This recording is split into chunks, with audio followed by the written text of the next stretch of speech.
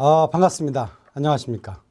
오늘부터 CPSM 첫 번째 강의를 시작하도록 하겠습니다. 자, 첫 번째 내용은 섹션 A, 그래서 Contracting and Negotiation, 계약과 협상에 대한 내용이 되겠습니다. 이 섹션 A는 이 5개의 과제로 구성이 되어 있습니다.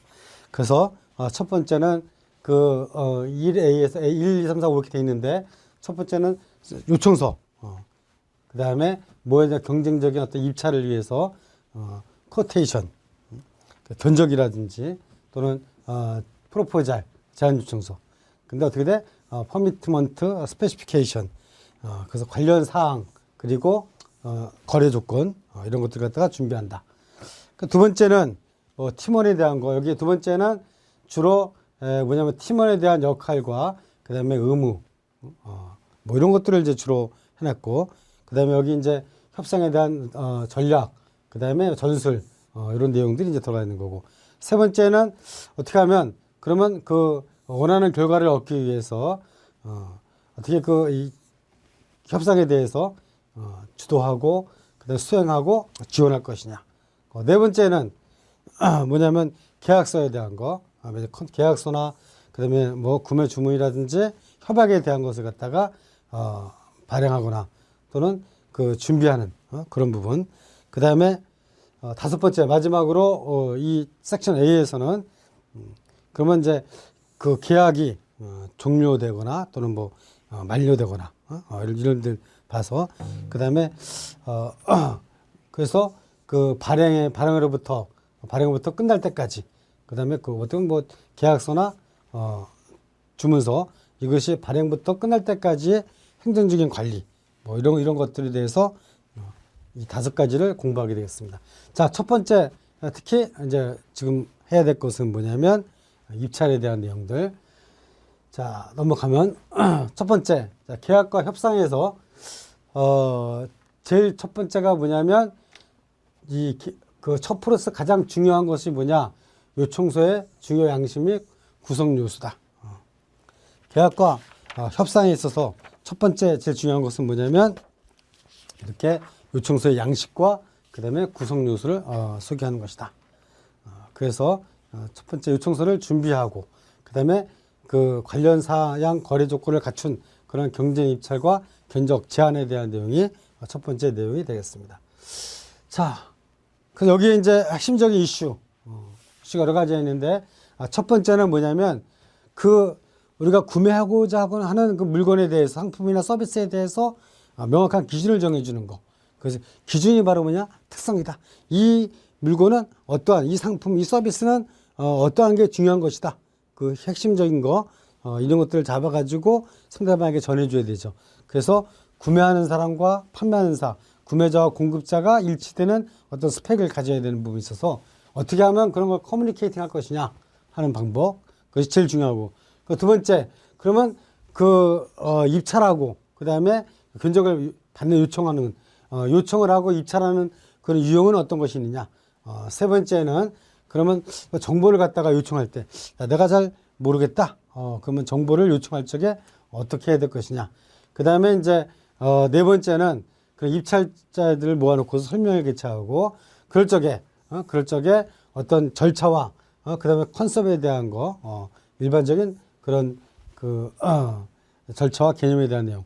그 다음에 거래 조건, 여섯 번째 거래 조건 뭐냐면 소리시테이션과 오퍼에 대한 요청서와 제안서에 대한 어떤 거래 조건에 대한 거.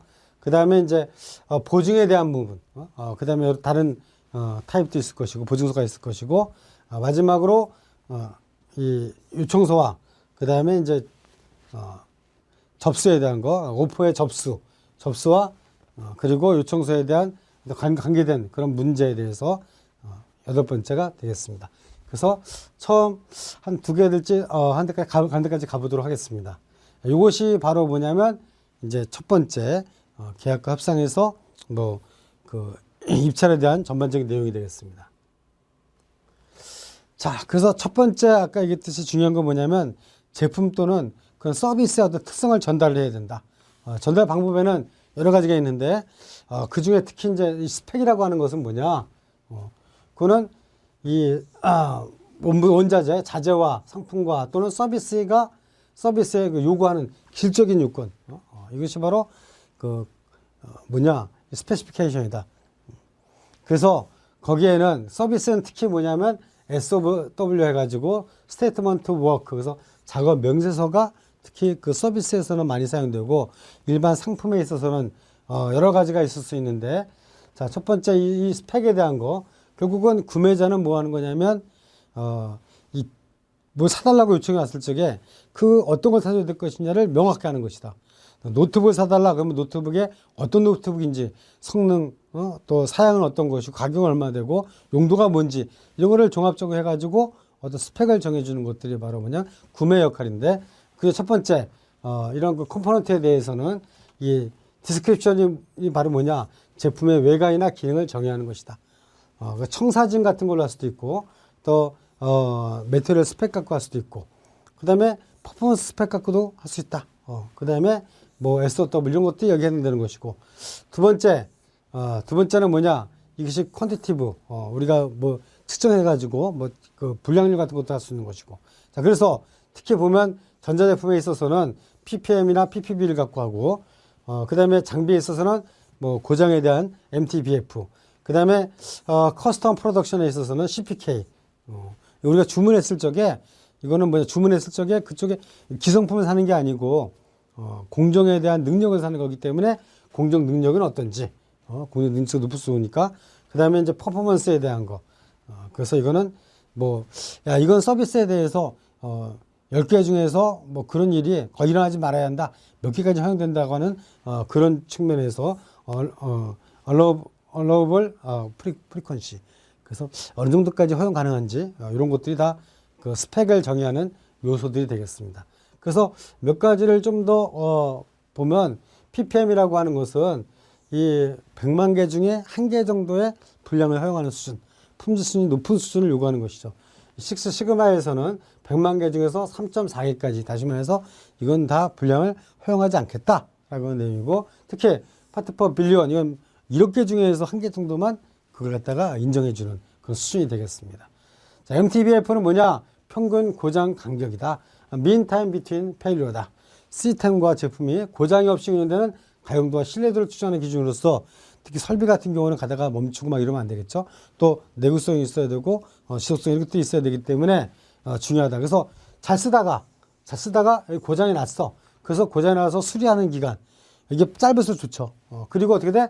그동안 고장 나서 수리해가지고 다음 고장이 날 때까지의 시간.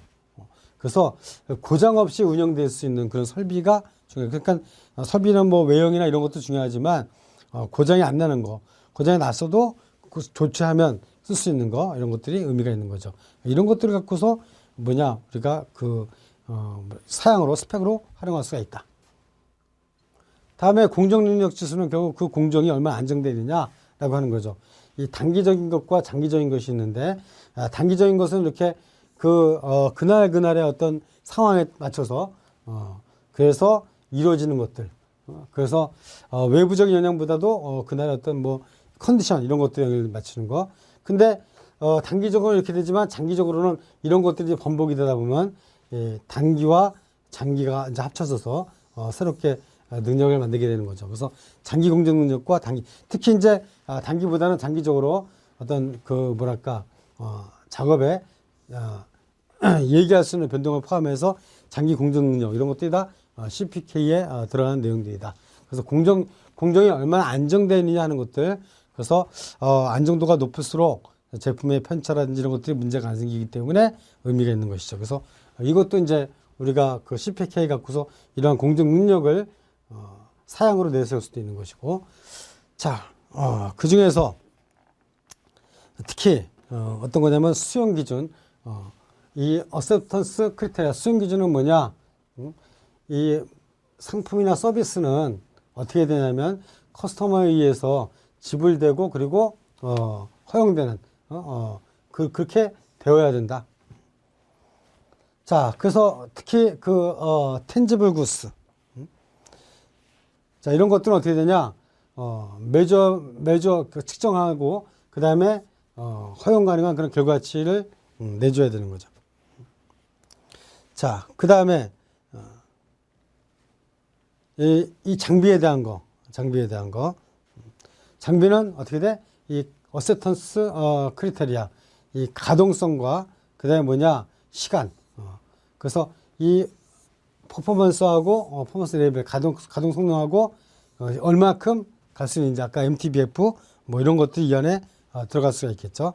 자, 서비스에 있어서는 결국 뭐냐 산출물 어떤 거 결과 그다음에 외관 보여주는 거 보고서 그다음에 이제 프로덕션 혹은 오는 그 장비의 어떤 성능 뭐 이런 것들이 다 뭐냐면 산출물이라는 개념으로 들어갈 수가 있다.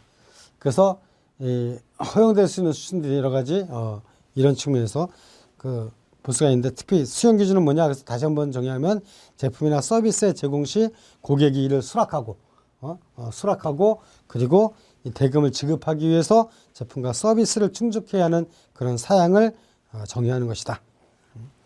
자, 그래서 여러 가지 내용들을 살펴봤고요. 자, 그러면 이제 첫 번째 퍼포먼스 앤드 여기 이제 A에 대한 거 성능 및 설계 사항. 성능 및 설계 사항에 대해서인데 공급관리 전문가는 뭐냐 마지막 결과에 대해서 내가 요구했던 그 특성에 대해서만 관심을 갖는다. 그러니까 구체적으로 어떻게 만들 것이냐 이런 것은 누가 하냐면 서플라이어가 하고 그 다음에 자, 이 디자인에 대한 거 디자인에 대해서는 구매 조직이 하는데 최종에 대한 상품물에 대해서 최대한의 통제권을 부여한다. 그러다 보니까 어떻게 돼? 최종 제품에 대한 적절한 성능에 대한 그런 의원 부담은 누가 지게 돼? 공급관리자가 지게 되는 거죠.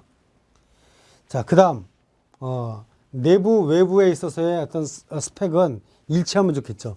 그래서 표준화된 거라서, 내가 KS 규격을 따른 산해 규격을 가지고 있고, 그 다음에 그 ISO에 맞춰서 KS, 그 다음에 산해 규격 이렇게 되면, 그럼 어떻게 됩니까? 뭐 업계 규격 이렇게 되면, 그러면 내 물건이 만들어진 걸 갖다 주면 다 이상 업계 맞는데 이게 사양이 안 맞으면 어떻게 돼?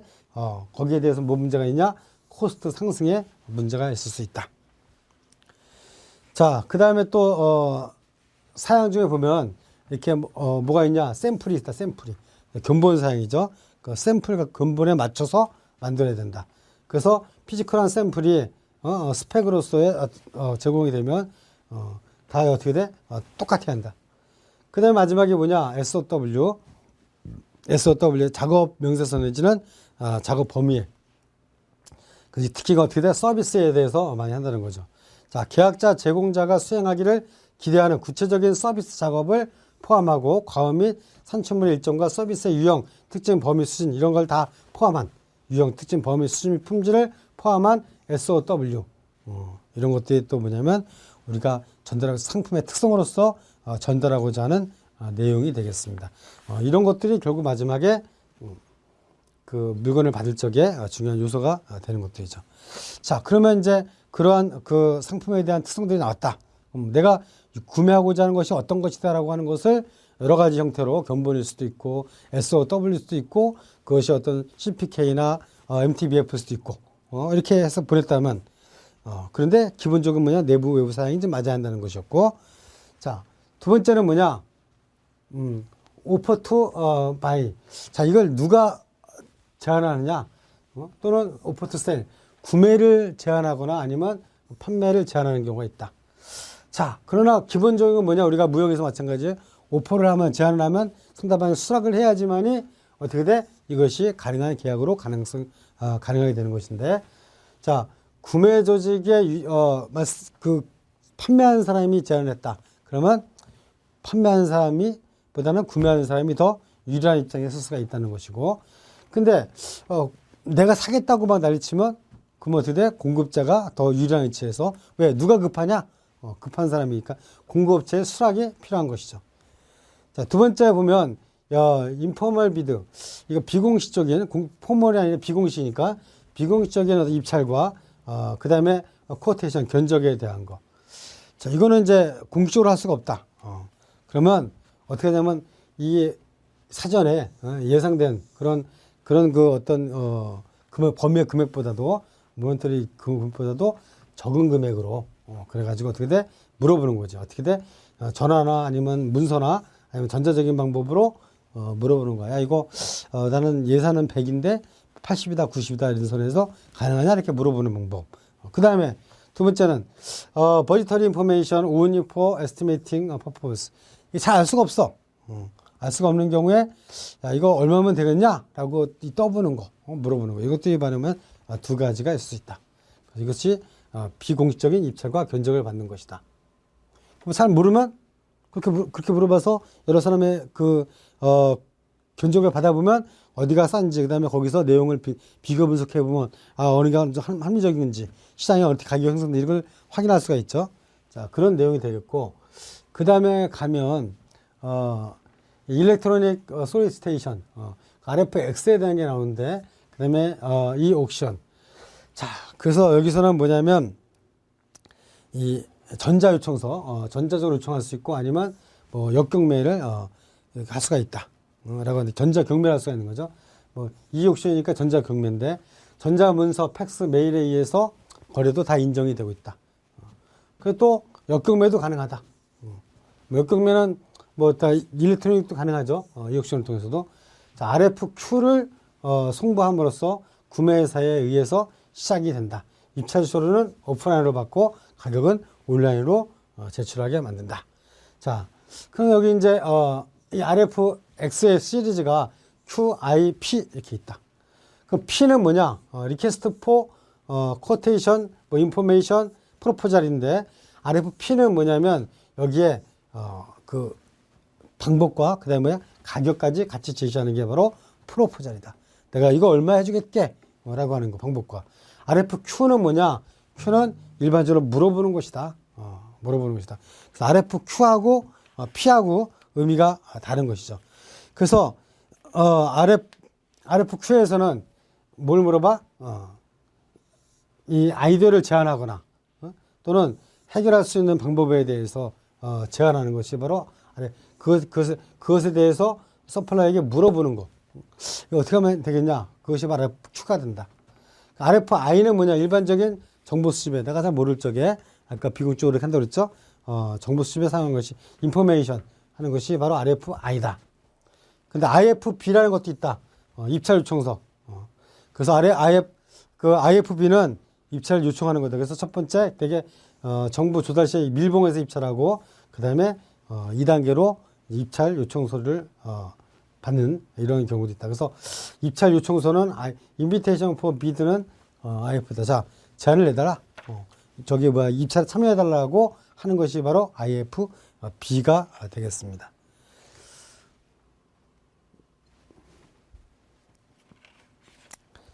자, 그 다음에 이제 네 번째는 D는 뭐냐? 작업 명세서 또는 작업 범위에 대한 것이다. 그래서 이 경쟁적인 어떤 제안에 대한 거, 경쟁적인 제안. 자, 그래서 첫 번째는 뭐냐면 RFP에 대해서 제안 요청서로 시작해서 초청해가지고 어떻게 돼? 프로포잘 이밸류에이션을 위해 가지고 제안에 대해서 어떻게 돼? 평가를 하기 위해서.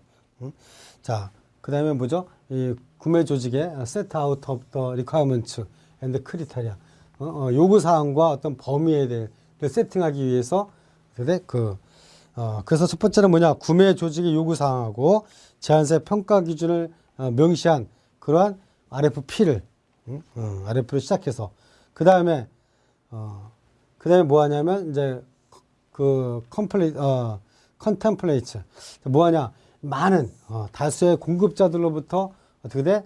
적시에 제안을 받아가지고 그 중에서 그 경쟁력 있는 그런 범위에 있는 그 경쟁자 그 공급자들 갖다가 디스커션하는 그런 기반 어떤 게 난지 검토하는 몇 명 골라가지고 이게 좋을까 저게 좋을까 그 중에서 어떻게 돼? 하나를 골라가지고 그래서 계약을 체결하는 그런 과정이 바로 경쟁 입찰의 어떤 순서가 되겠습니다. 자, 그래서 어떻게 해야 되냐? 이런 것들은 to be handled effectively 하고 페어리하게 해야 된다. 그래서 어떻게 돼?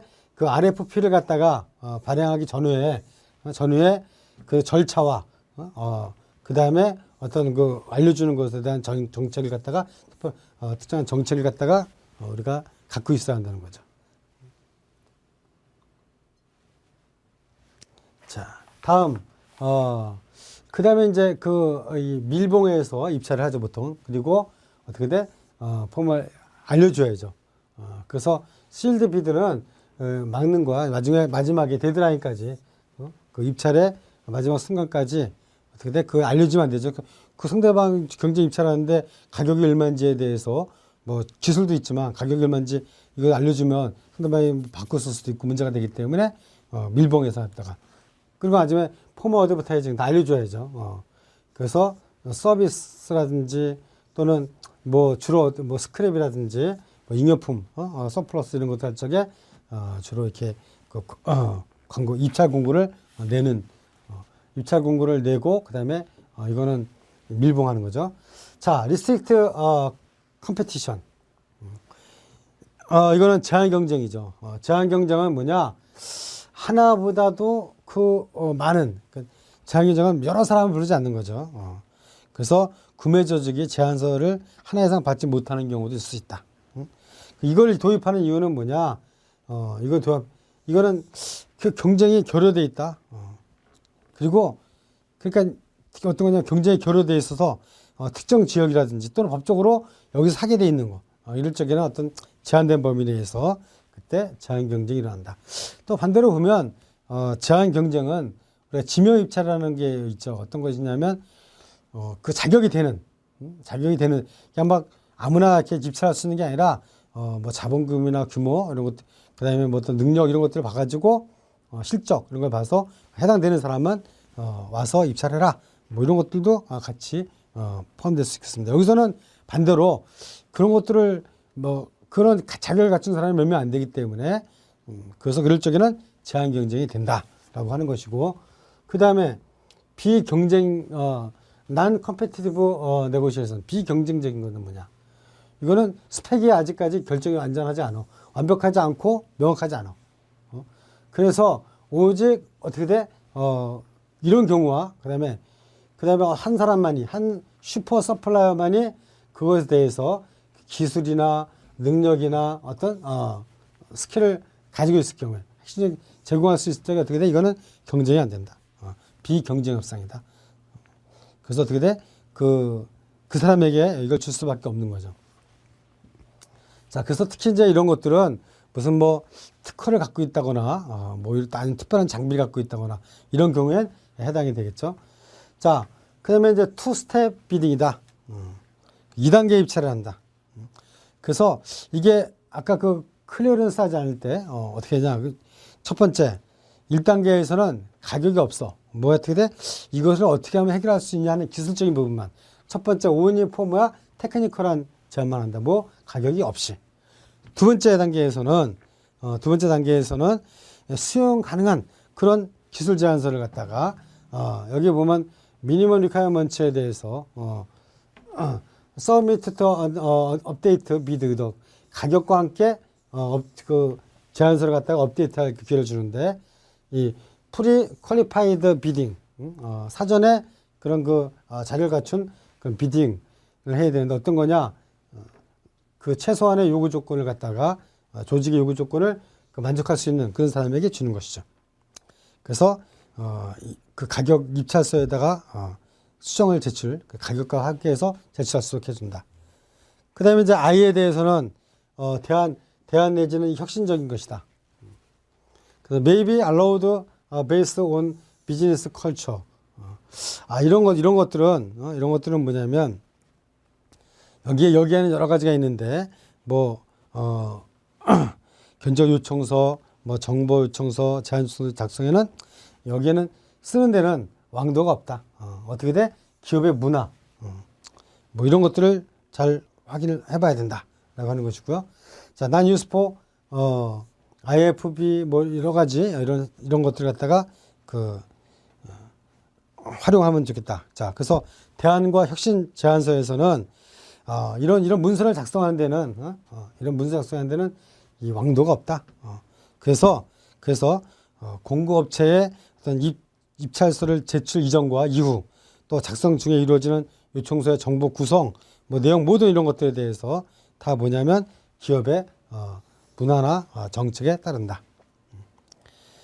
자, 그래서 이런 제안서에 있어서는 작성하는 데 있어서는 뭐냐, 그 상대 기업으로 입찰할 적에는 그 입찰을 받는 그런 데서 수주처에서의 요구하는 양식 따라야 되고, 또 나라나 어떤 그 환경에 맞춰서 또 해줘야 되고, 이런 것들이다. 그 다음에 이제 대안 제안서가 허용되지 않을 경우도 있고, 대안 제안서 출시 입찰자가 무효가 되는 것이 일반적인 내용이다라는 것도 알고 계시면 되겠습니다. 그래서 잘 이거 사용하지 않는다. 왕도가 없다라는 사실, 이 양식에 있어서는 왕도가 없다. 정해진 것은. 일반적으로 이제 정부 같은 경우는 입찰서 양식이 있죠. 이런 것들 내용을 써놓는 게 있지만 또 사적인 부분에 있어서는 그런 게 없을 수 있다. 그래서 여기서는 그 왕도는 없다라고 하는 것은 이제 결론으로 잡아놨고요. 다음 프라이싱 모델, 가격 결정 모델에 대한 거. 자, 그다음에 마켓에서의 시장 바구니 이런 건데, 자, 이게 그 공정한 가격이라고 하는 것은 셀러 입장에서 보면 어떻게 되냐, 풀 코스트를 갖다가 커버해야 된다. 그래서 뭐 운영비라든지 거기에 어떻게 돼, 여기 모든 경비에다가 거기에 리저너블한 프로핏까지 포함된 거죠.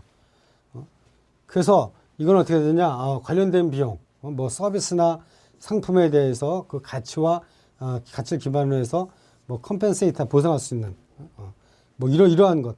그래서 하여튼 셀러 입장에서는 내가 들어간 비용에다가 플러스 이윤까지를 포함해서 받아야겠다는 입장이고, 그다음에 공급관리자는 그 기본이 뭐냐, 가장 싼 가격에 받으면 된다. 그래서 거기에는 여러 가지가 있겠지만 하여간 내가 원하는 상품을 갖다가 가장 싸게 저렴한 가격으로 받으면 되는 거죠. 두 개의 입장이 다르다. 최대한 내가 들어간 원가에다가 그 이윤까지 붙여 받아야 되고, 또 한쪽에서는 어떻게 돼? 싸게 받는 것이 최대 목적이다. 그래서 이런 프라이스를 결정할 적에는 셀러 입장에서의 고려사항도 있고, 자, 첫 번째 뭘 해야 되느냐, 만약에 너무 구매자 입장에서만 하게 되면 어떻게 돼? 싼 가격만 따져야 되지만, 그러나 셀러 입장에서도 우리가 고려를 해서 원만하게 서로 윈윈할 수 있도록 해주는 게 좋겠죠. 자, 그래서 시장의 구조나 그 원가가 얼마나 되는지, 그다음에 어느 정도의 가치가 있는 것인지에 대해서 검토를 해봐야 된다.